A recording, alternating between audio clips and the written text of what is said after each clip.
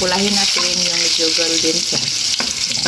Pangalawa yung yung tiny, yung malaman. At saka lagyan natin ng onion. Yan guys. Yan.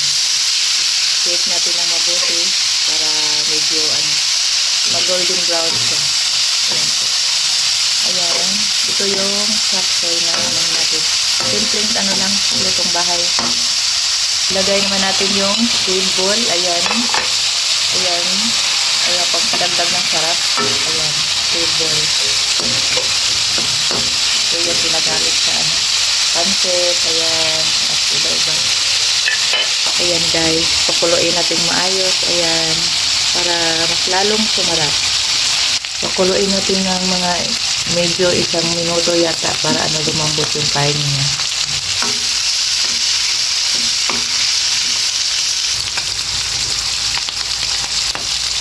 Yan. Ilagay na natin yung gulay kasi golden brown na yung yan. Lagyan natin ng gulay, yung yung cauliflower, yung yun, iba.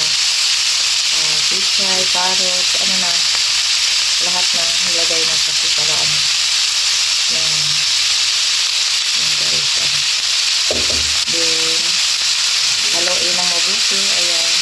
Lagyan ng green pepper. Ayan. Para mas lalong sumarap. Ito yung chapsoy ng lutong bahay lang. Ito yung nabili namin sa palengke. Fresh, gulay. Yan, hinahalo ng mabuti. Ayan. Sarap ito, pagkatapos. Pero mahilig kumain dyan.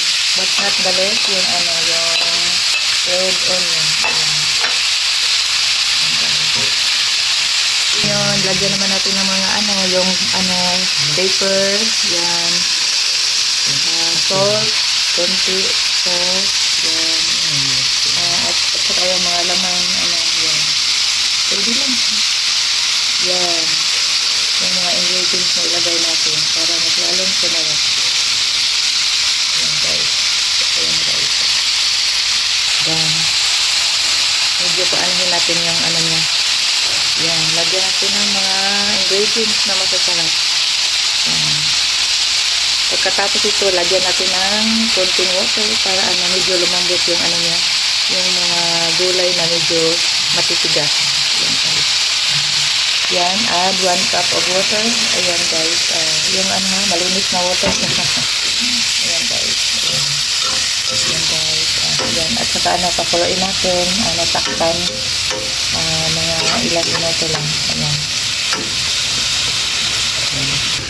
Yung pinaka-last guys, lagyan natin ng pampalambot yung yung flour para yung niya, sabaw niya parang mag-sticky. Ayan. Yan guys, pinakuluan na natin ng maayos. Ayan. Sarap na naman ito. Yan. Masarap na yan guys. Yan. Ito yung okay. Yan, ilagay na natin yung yung mga dahon, yung beach. Yan, mga cabbage. Ayan. Kasi yan, madali lang yung lumambot. Ayan. Yan. Yan na yan. Yan lang, simple lang, wala lang, mga masyadong, pang-paano yan. Ingredients. Simple lang. Yan ang pinaka-last, yung flour. Yan, ilagay natin. Kasi para pang-sticky. Ayan. Hindi na namin lagyan ng yung mga ibang, kasi medyo kulang sa budget.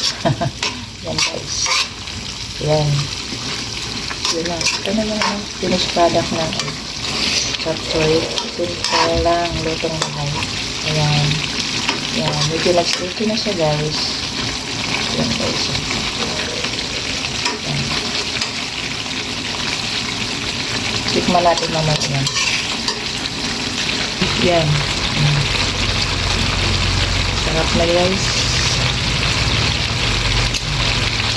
Tikman natin. Ayan. Kulang ng konting salt. Ayan guys. Ayan. Yan guys, tapos na. Thank you for watching. Thank you for subscribe sa akong channel. Ayan, Danielita Vlog. Ayan. Lagyan natin ng Dairy Queen. Ayan. Ayan, pampasarap. Ayan. Last not, but not the least. Ayan guys.